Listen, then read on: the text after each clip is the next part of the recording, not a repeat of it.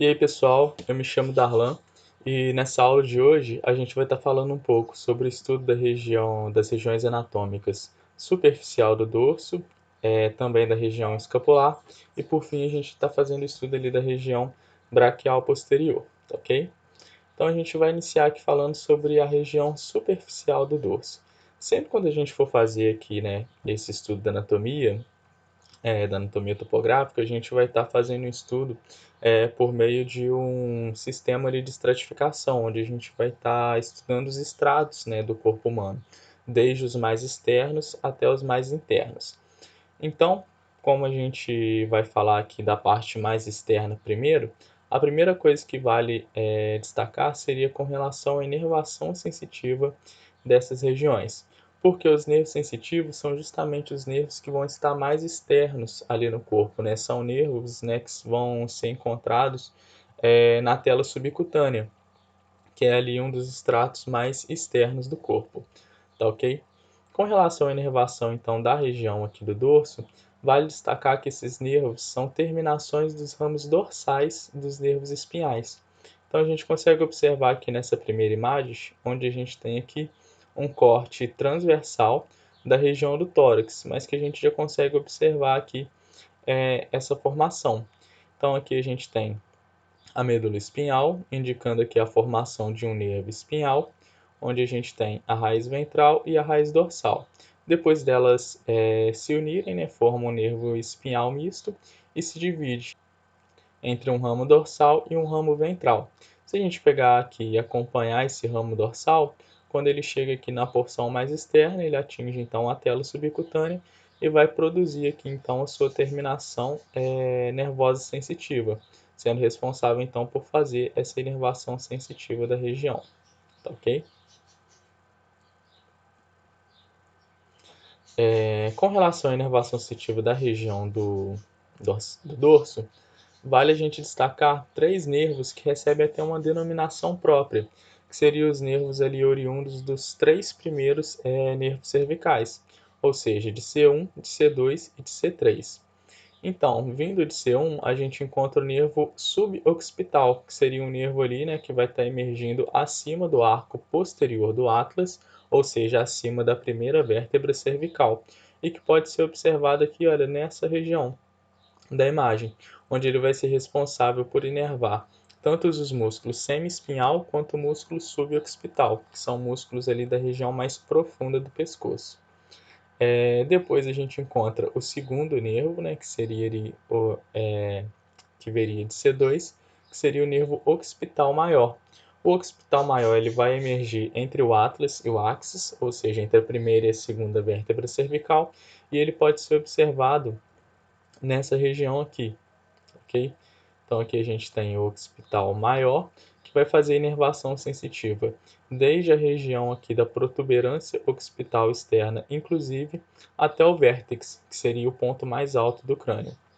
E por fim a gente encontra o nervo occipital terceiro, que vem ali de C3, que vai estar emergindo abaixo do áxis, ou seja, entre a segunda e a terceira vértebra cervical, e que a gente pode observar aqui nessa região, C3, fazendo a inervação sensitiva desde a protuberância occipital externa exclusiva até aqui o início do músculo trapézio. Com relação à musculatura da região do dorso, a gente pode dividir ela em dois grupos, que seriam o grupo superficial e o grupo profundo. O grupo superficial, eles são conhecidos como os músculos extrínsecos do ombro. Eles recebem essa denominação porque são músculos localizados ali na região do dorso, porém boa parte das suas ações vão ter relações com o ombro, porém eles não vão estar ligados ali diretamente ao ombro, né? Não vão estar localizados diretamente no ombro.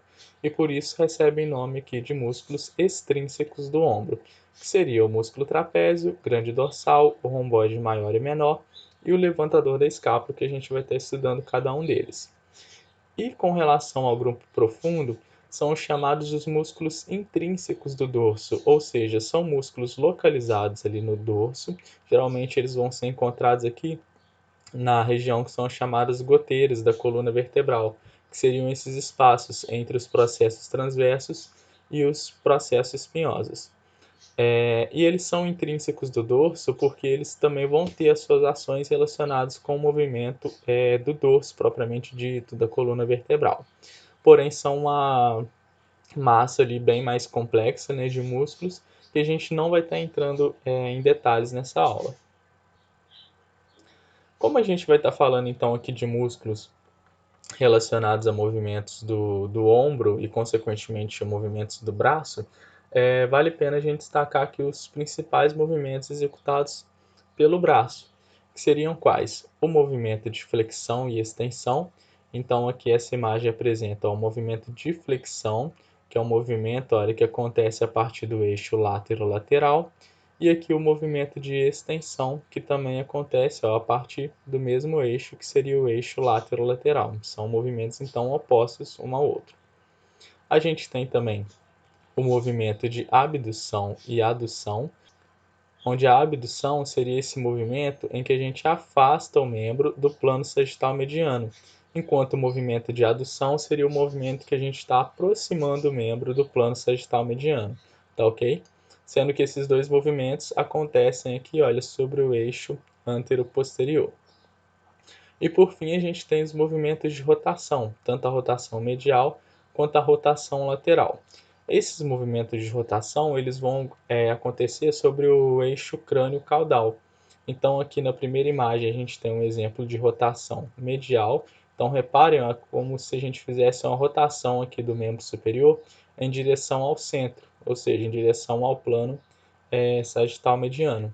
Enquanto a rotação lateral, a gente faz essa rotação aqui, ó, afastando então do plano sagital mediano, que seria então a rotação lateral. Esses são os movimentos básicos realizados ali pelo braço, que a gente vai estar falando ali quando a gente for estudar cada músculo propriamente dito. Então vamos iniciar aqui falando sobre o músculo trapézio. O músculo trapézio ele pode ser observado aqui nessas duas imagens. Então aqui nessa primeira a gente encontra só uma parte dele, né? Ele foi seccionado aqui nessa outra região. E nessa imagem aqui a gente encontra ele aqui íntegro também, né? Desse lado. E do outro lado a gente encontra ele aqui sendo rebatido. O músculo trapézio ele vai ser inervado pelo nervo acessório, juntamente com ramos do plexo cervical, provenientes ali do terceiro e do quarto nervo cervicais. E se a gente fizer aqui, olha, se a gente rebater então o músculo trapézio na região do pescoço, a gente consegue observar justamente esse nervo aqui, que seria o nervo acessório, que é o 11º par de nervo craniano. E com relação às suas ações, elas vão estar relacionadas com movimentos da escápula. Então, vai ser o movimento de elevação da escápula. Então, as fibras aqui, olha, mais superiores vão estar fazendo o movimento de elevar a escápula. A depressão da escápula, que é feita então por essas fibras aqui mais inferiores do músculo trapézio. Ele também vai fazer a retração da escápula, que vai estar participando tanto aqui fibras mais mediais quanto as fibras inferiores aqui, fazendo a retração da escápula, que é a aproximação da escápula aqui da coluna vertebral. E além disso, né, o conjunto do movimento de todas essas fibras musculares do músculo trapézio vai proporcionar a chamada rotação da escápula, que é um movimento muito importante, principalmente quando a gente tem a abdução do braço. Porque quando a gente tem um movimento de abdução do braço, a tendência é o quê? Que a cabeça do húmero tende a voltar-se aqui inferiormente. Então, se a gente não tivesse ali a escápula acompanhando esse movimento, a gente teria um maior risco ali de causar uma luxação, né, pelo deslocamento ali da cabeça do húmero com a cavidade glenoide. Então, quando a gente tem esse movimento de rotação da escápula, a cavidade glenoide vai estar ali acompanhando o movimento da cabeça do húmero. Então, é um movimento muito importante realizado pelo músculo trapézio. O próximo músculo que a gente vai estar vendo é o grande dorsal, que também é chamado, né, por outros autores de músculo latíssimo do dorso, que seria esse músculo localizado aqui nessa região mais inferior aqui, dorsal, tá ok? E que vai estar se inserindo, olha, já lá na região do braço. Então aqui a gente encontra também uma parte do grande dorsal. Ele recebe a inervação do nervo tóraco-dorsal, que é um nervo aqui, olha, proveniente lá do plexo braquial. Então aqui a gente consegue observar o nervo tóraco-dorsal, fazendo a inervação dele, e a sua ação vai ser de fazer a extensão do braço, a adução do braço e a rotação medial do mesmo. Já os músculos romboides maior e menor, eles vão estar localizados aqui, ó, entre a borda medial da escápula e a coluna vertebral, sendo que inferiormente a gente localiza o romboide maior e superior a ele a gente localiza um romboide menor, sendo que em algumas pessoas eles podem até se encontrar fundidos como um único músculo. A sua inervação vai se dar pelo nervo escapular dorsal, então a gente consegue observar aqui nervo escapular dorsal emitindo fibras tanto para o romboide menor quanto para o romboide maior, e a sua ação vai ser de fazer a retração e a fixação da escápula coluna vertebral, que é justamente aproximar então aqui a escápula da coluna vertebral. Já o levantador da escápula, ele vai estar localizado nessa posição aqui, ó, nessa região mais superior da escápula, acima então aqui da espinha da escápula, tá ok? Na borda medial, acima da espinha da escápula. Ele vai ser inervado pelo nervo escapular dorsal, que a gente consegue observar aqui nessa imagem, além de ramos do plexo cervical, né, oriundos do terceiro e do quarto nervo cervicais. E a sua ação vai ser de fazer a elevação da escápula. Existe uma relação anatômica aqui interessante nessa região, que é o chamado trígono da ausculta. O trígono da ausculta seria uma região ali, posterior no tórax, onde teoricamente seriam auscultados os melhores sons torácicos. E essa região ela é localizada, delimitada então, pela borda superior do músculo grande dorsal, pela borda lateral do músculo trapézio e pela borda medial da escápula, formando então na região aqui, olha, uma região triangular, que a gente pode observar também aqui nessa imagem topográfica, onde aqui estaria localizado a borda superior do músculo grande dorsal, aqui a borda lateral do músculo trapézio e aqui a borda medial da escápula, formando esse espaço aqui triangular, onde é feito a ausculta torácica.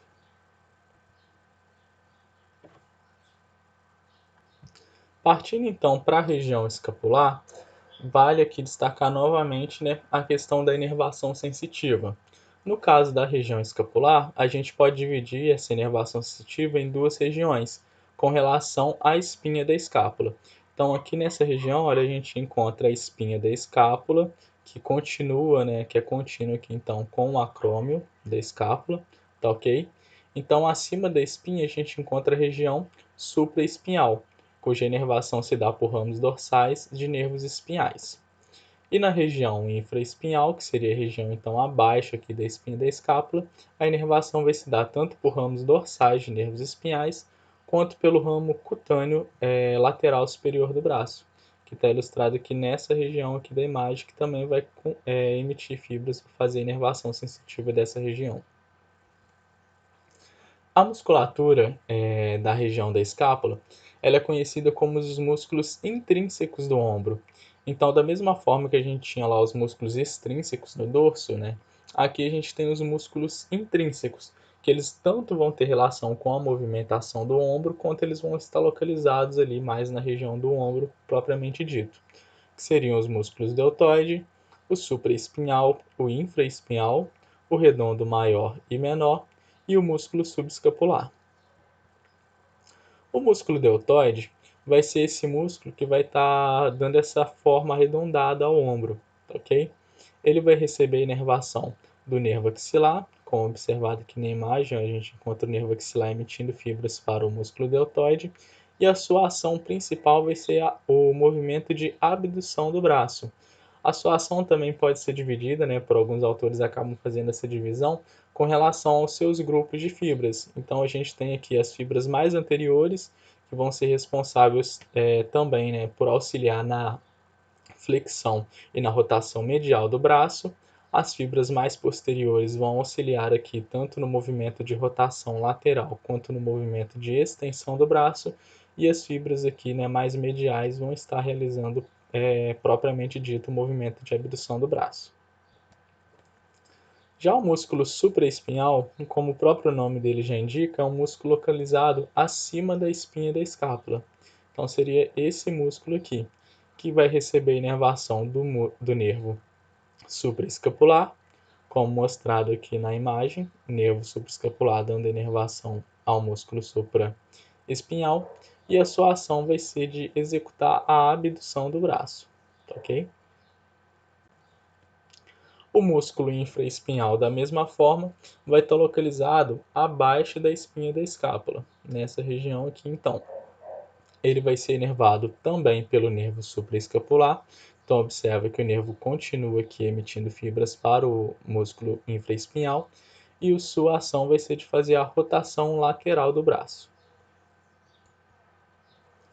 O músculo redondo maior pode ser observado aqui nessa região, né? Então ele se encontra aqui abaixo do músculo infraespinhal, sendo inervado pelo nervo subescapular inferior, que a gente consegue observar aqui nessa imagem, onde a gente tem uma vista anterior da região aqui axilar, onde a gente tem aqui o nervo subescapular inferior emitindo fibras aqui para o músculo redondo maior.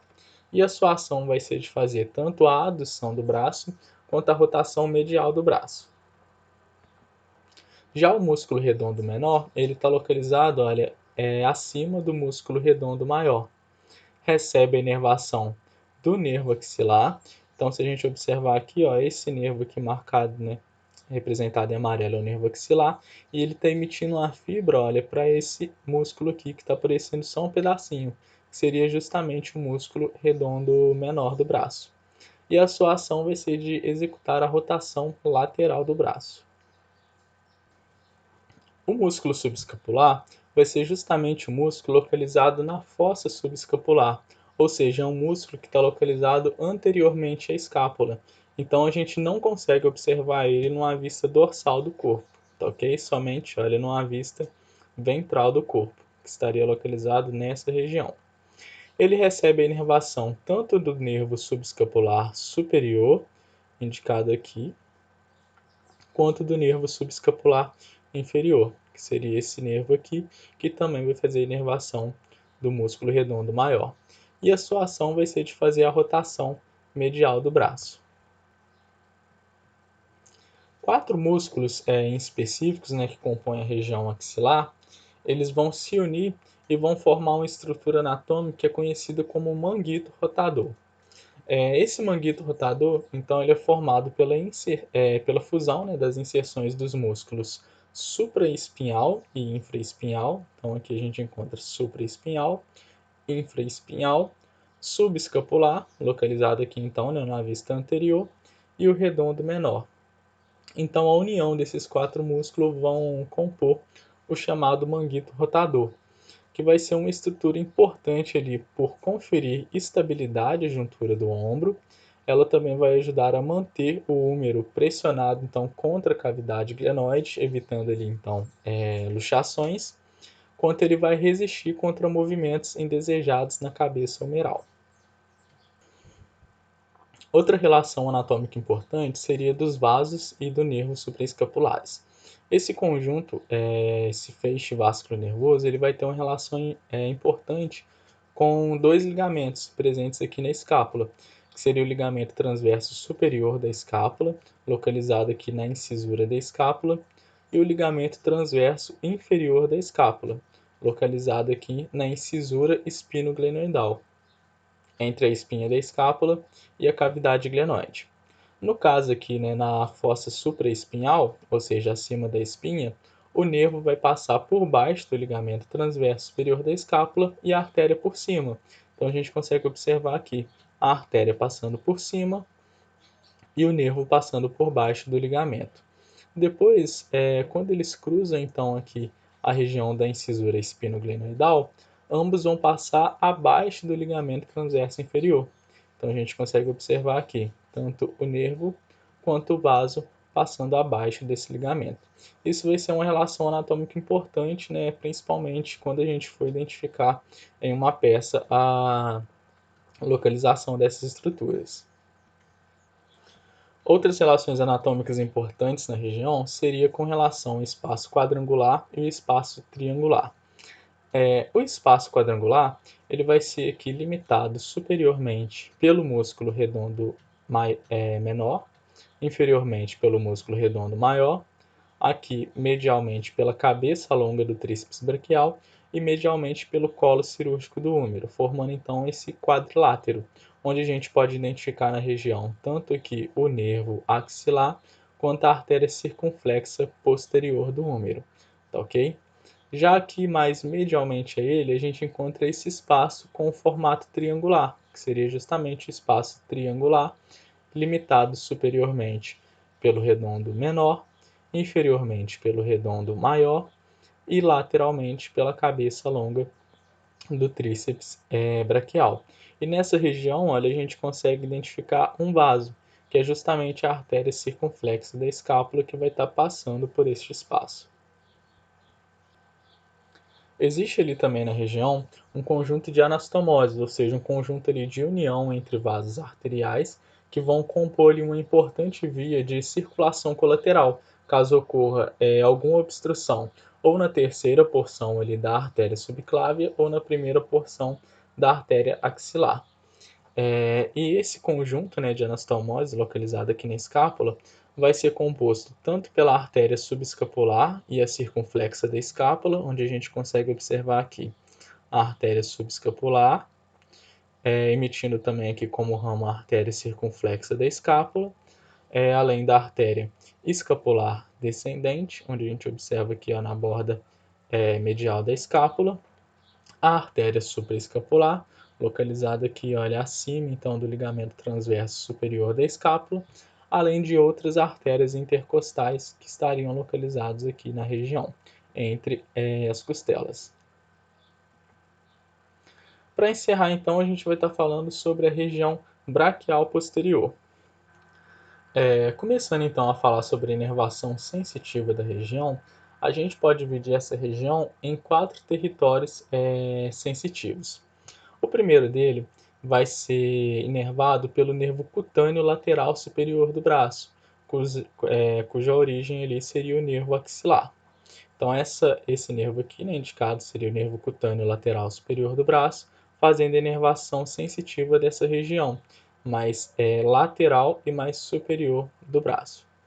A próxima região seria ali a região do nervo cutâneo lateral inferior do braço, localizado aqui ó, nessa região. Ele tem origem do nervo radial e vai estar fazendo a inervação sensitiva dessa região lateral inferior. A gente tem ainda o nervo cutâneo medial do braço, que tem aqui ó, a origem no fascículo medial do plexo braquial, fazendo a inervação sensitiva dessa região mais medial no braço. E por fim, o nervo cutâneo posterior do braço, que também tem origem do nervo radial e que vai fazer a inervação, olha, dessa região mais posterior aqui do braço, mais posterior e central do braço. A gente pode observar também nessa imagem aqui, onde ele fez essa divisão por origem dos nervos. Então aqui marcado mais em cinza, a gente tem a região aqui, né, de inervação sensitiva do nervo axilar, ou seja, pelo cutâneo lateral superior do braço. Aqui marcado em vermelho, a região do nervo radial, onde a gente tem tanto o cutâneo lateral inferior do braço, quanto o cutâneo posterior do braço nessa região mais central. E nessa região mais medial seria proveniente ali do fascículo medial do plexo braquial, pelo nervo cutâneo medial do braço. Com relação à musculatura da região, a gente vai encontrar apenas um músculo, que é o chamado músculo tríceps braquial. Esse músculo recebe esse nome porque ele é formado por 3 porções, ou por 3 cabeças, que seria a cabeça longa, a cabeça medial e a cabeça lateral. E como que a gente identifica isso? As cabeças aqui, né, as porções mais superficiais do músculo, seria justamente a cabeça longa e a cabeça lateral. Então aqui nessa imagem a gente identifica a cabeça longa e a cabeça lateral. Já a cabeça medial, ela vai ser uma porção que vai estar mais profunda no músculo. Então nessa segunda imagem, olha, a gente tem a cabeça lateral seccionada e a gente consegue observar aqui, né, nessa visão mais profunda, a cabeça medial do tríceps braquial. A sua inervação vai se dar pelo nervo radial, localizado então aqui, ó, nessa região. E a sua ação seria de fazer a extensão do antebraço, representado aqui na imagem, então o processo é um movimento de extensão, e só para ilustrar aqui, né, o movimento que seria oposto à extensão do antebraço, que seria então a flexão do antebraço, ok? Com relação às artérias da região, né, a vascularização. Essa região ela vai ser irrigada pela chamada artéria braquial profunda.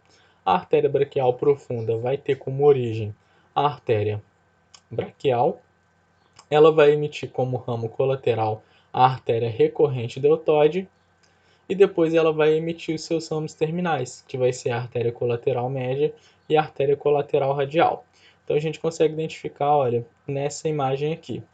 Inicialmente a gente tem aqui a artéria braquial. A artéria braquial vai emitir aqui, olha, a artéria braquial profunda. Reparem que a artéria braquial profunda, olha, está se direcionando para a região mais posterior do braço.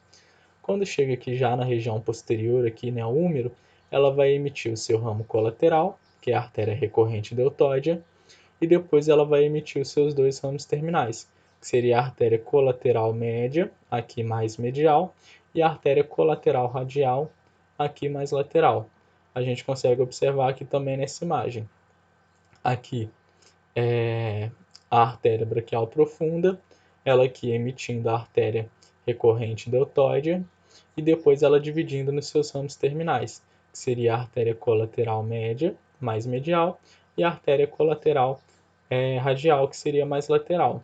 Um enfoque maior para essas duas artérias, que seriam os ramos terminais, porque elas vão ser importantes por participarem da chamada anastomose do cotovelo, tá ok? Então elas vão participar da anastomose do cotovelo ali na região do epicôndilo lateral do úmero.